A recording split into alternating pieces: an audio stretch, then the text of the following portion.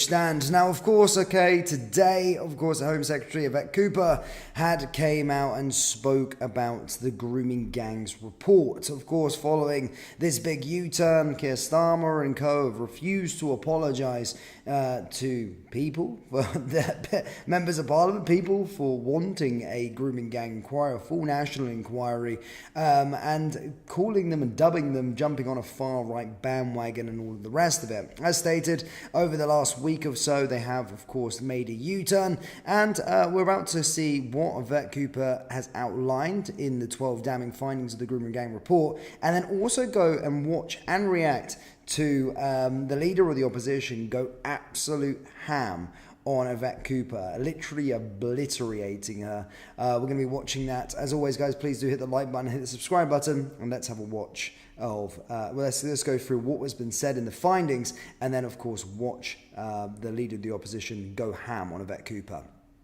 So essentially, Home Secretary Yvette Cooper has confirmed Labour will accept all 12 of the recommendations made by Baroness Casey's rape gang review. Addressing MPs ahead of the release of Casey's report, Cooper said we had lost more than a decade. That must end now. The Home Secretary also revealed that more than 800 grooming gang cases were uncovered in Baroness Casey's damning review. Cooper admitted that the number could rise to above 1,000, adding children as young as 10 pilled with drugs and alcohol were brutally attacked by gangs of men, disgracefully let down again and again by authorities who were meant to protect them and keep them safe. She also confirmed that Keir Starmer's government will now introduce new laws to protect children and support victims, new major police operations, a national inquiry to direct local probes and hold institutions to account for failures, new ethnicity data and research, new action across children's services to identify young people at risk, further action to support child victims and tackle new forms of exploitive online,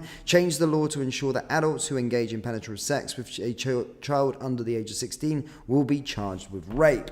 However, despite this, of course, the leader of the opposition wasn't having any of it. Well, of course, welcomed the fact that they were going to be doing a national inquiry and all the rest of it and getting justice for the victims, but wanted Labour to be held to account, Keir Starmer and Yvette Cooper. In fact, I'll just let this do the speaking. Have a watch of this. Lib Dems. Kemi Bedell.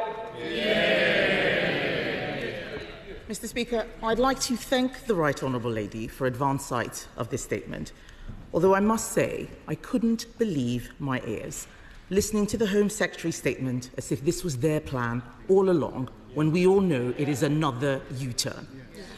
After months of pressure, the Prime Minister has finally accepted our calls for a full statutory national inquiry into the grooming gangs.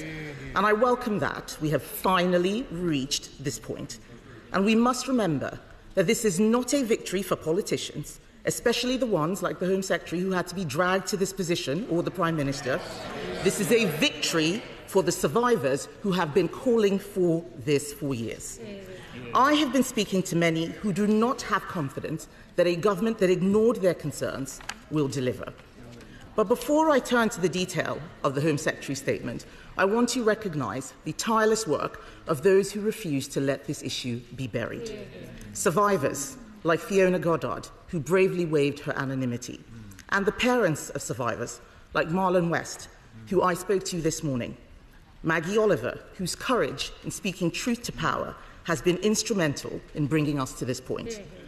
The late Andrew Norfolk, whose fearless journalism brought these crimes to light, Baroness Casey for her review, and Charlie Peters, who has consistently been a voice for the voiceless. Mr. Speaker, the Prime Minister's handling of this scandal is an extraordinary failure of leadership. His judgment has once again been found wanting. Since he became Prime Minister, he and the Home Secretary dismissed calls for an inquiry because they did not want to cause a stir. They accused those of us demanding justice for the victims of this scandal as, and I quote, jumping on a far-right bandwagon. Yes. A claim the Prime Minister's official spokesman restated this weekend. Shameful. It has been left to Conservatives time and time again to force this issue. 3 times, Mr. Speaker. 3 times. They can mutter now. They all mutter now. 3 times, Mr. Speaker, these Labour MPs voted against the national inquiry. They voted against it. 3 3 times. Liberal Democrats didn't bother to vote at all, asleep at the wheel. Labour MPs voted against a reasoned amendment to the Children's Bill. At committee stage of that bill, they voted against. At committee stage of the crime and policing... Mr. Swallow, I want you to set a good example. It's a very serious debate. Temps are running high, but I certainly don't want you to see you pointing and shouting and bawling in that way. Okay, Ben. Mr. Speaker, they can point and shout as much as they like. They know the truth as we on the side of the House do. Yes. 3 times, I will repeat myself, Mr. Speaker, 3 times. Labour MPs voted against a reason amendment to the Children's Bill. At committee stage of that bill, they voted against. At committee stage of the Crime and Policing Bill, they voted against a national inquiry. And at Prime Minister's questions, the Prime Minister repeatedly ruled out a national inquiry to the chairs of all of these Labour MPs who are now pretending this is what they believed all along. And no doubt, the Home Secretary, in her response to me, will try and claim that the previous government did nothing. Yes. A wholly false assertion that she should not repeat today. The Conservative government took extensive action, starting with the original J report, commissioned in 2014 by the then Home Secretary Theresa May. A year later, she commissioned the independent investigation into child sexual abuse, and Sajid Javid commissioned ethnicity data collection in 2018. So it is wrong, as the Home Secretary said, to claim that ethnicity data collection had not been done, and I will remind her that the Foreign Secretary criticised Sajid Javid at the time, said he was bringing the Office of Home Secretary into disrepute, and said he was pandering to the far right for doing exactly what she says she's doing now. They should be ashamed of themselves. We accepted all the recommendations of that previous child sexual inquiry of 2022, except the one to have a new cabinet minister, which would not have made any difference at all to the victims of this scandal.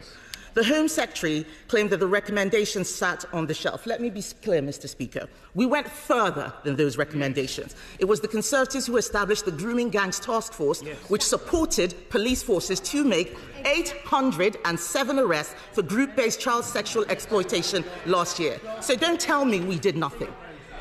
It is vital, Mr. Speaker, that this inquiry is robust, swift, and above all, independent. There are legitimate concerns about institutions investigating themselves, especially as some of the most egregious cases of institutional failure occurred in Labour-controlled authorities. They can moan as much as they like, Mr. Speaker, but the people out there believe that is why nothing has happened yet. In Greater Manchester, Operation Augusta was prematurely shut down. In Rotherham, under continuous Labour control since 1974, we saw repeated failures. In Telford, where Labour has predominantly held power, the current MP initially rejected calls for an inquiry while serving as council leader. This inquiry must have teeth. It must start with known hotspots like Bradford and Rochdale, and I commend my honourable friend, the member for Keighley, for his persistent advocacy of this issue. We need clear commitments, Mr. Speaker. For example, will the inquiry examine the role of ethnicity in these crimes, confronting hard truths about potential cover-ups motivated by fears of appearing racist? There's no point then muttering. The Home Secretary said it herself. I spoke to the father of a survivor just this morning, and he told me the survivors need to have someone who is independent that they can go to and trust. It is no use them being forced to speak to the same authorities who ignored them in the first place.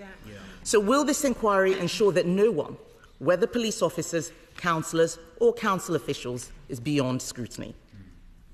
The government's approach to the Casey review itself raises serious concerns. While the review's findings are crucial, we as legislators are sent here to make decisions, not to outsource the difficult ones. The Prime Minister has waited months for someone to take this decision for him. This is the kind of dithering and delay that the survivors complained about. Mr. Speaker, we need answers to the following questions. The House deserves to know what changed the Prime Minister's mind from thinking this was dog whistle far-right politics to something he must do. When exactly did Baroness Casey submit her findings to Downing Street, and did the government request any changes to her report? Does she agree that anyone in authority who deliberately covered up these disgusting crimes should be prosecuted for misconduct in public office, and those prosecutions should happen alongside, not after, the inquiry. Because we believe that anyone in the police, local authorities, social services, or even the CPS who covered this up because they cared more about so-called community relations than about protecting vulnerable girls as young as 10 years old should be pursued. And we welcome her comments about perpetrators not being able to make asylum claims. I will remind the Home Secretary that we put forward an amendment in the Borders Bill, and she and all her colleagues voted against that very measure. So does she now agree that perpetrators should also not be able to make human rights claims to avoid deportation, and will she legislate to do that? Will the inquiry be concluded within 2 years, and will every one of the 50 towns affected be covered, including Bradford, which is still refusing to conduct an inquiry into this? And will those local inquiries have the power to summon witnesses, or is that power only for the national inquiry? And most critically, we need a clear timeline for conclusions and actions. The victims cannot wait another decade for justice. We should be able to do this in 2 years. And finally, Mr. Speaker, we didn't need to commission a report to tell us what we already knew. So will she apologise on behalf of herself, the Labour Party and the Prime Minister for wasting so much time and voting against this, dismissing the concerns of the survivors? The House, the British public, and most importantly, the many brave survivors deserve clear answers from a government of dithering and delay. What was the answer you gave the Telford survivors? I have to say to the Leader of the Opposition, I don't think she can have read this report and the seriousness of its conclusions, because it sets out a timeline of failure from 2009 to 2025. Repeated reports and recommendations that were not acted on child protection, on police investigations, on ethnicity data, on data sharing, on support for victims. For 14 of those 16 years, her party was in government, including years when she was the Minister for Children and Families, then the Minister for Equalities, covering race and ethnicity issues and violence against women and girls. And I didn't hear her raise any of these issues until January of this year. She will know the Prime Minister didn't just raise them, he acted on them, bringing the first prosecutions against grooming gangs, calling for action to address ethnicity issues in 2012. And she will know that the Safeguarding Minister and I have raised these issues repeatedly. She referred to the Professor Alexis J. independent inquiry into child sexual abuse. I called for and strongly supported that inquiry, and also on a cross-party basis. We wanted that inquiry to work and supported its conclusions. But her party did absolutely nothing to implement those conclusions. Time and again, recommendations just sitting on the shelf. And it has taken this government now to bring forward the mandatory duty to report. And she says that we should ensure that people who have engaged in cover-ups should be prosecuted. I agree, and that is why this party is changing the law to make that possible, so that cover-ups cannot happen and so that people are held to account. She'll also know that the votes she's referred to, what she wanted to do, and the amendment she put forward, would have wrecked the Children's Wellbeing and Schools Bill. The very bill which includes 2 of Baroness Casey's recommendations strengthening child protection, recommendations that she and her party refused to introduce over 14 years. And I am sorry that she chose not to join in the apology to victims and survivors for decades of failure that was a cross-party apology in 2022. And it should be again if she really had victims' interests and the national interest at heart. Thank you, Mr. Speaker, and I listened. Well, so there you go, guys. I mean, look, no accountability from Labour's side. It is very, very fishy. When we were reporting on it a lot here on British Standover in February, and they were banding it as a far-right thing and weren't wanting to do anything about it. They basically said it was racist, anyone who wanted to see a full-scale national inquiry, and now since the last couple of days, they're starting to look like they're trying to take accountability, but they're still not taking accountability for the decisions, and it's absolutely disgraceful. But guys, do let me know your thoughts on that down there in the comment section below. Hit the like button, hit the subscribe button, and I'll see you all in the next one. Take care.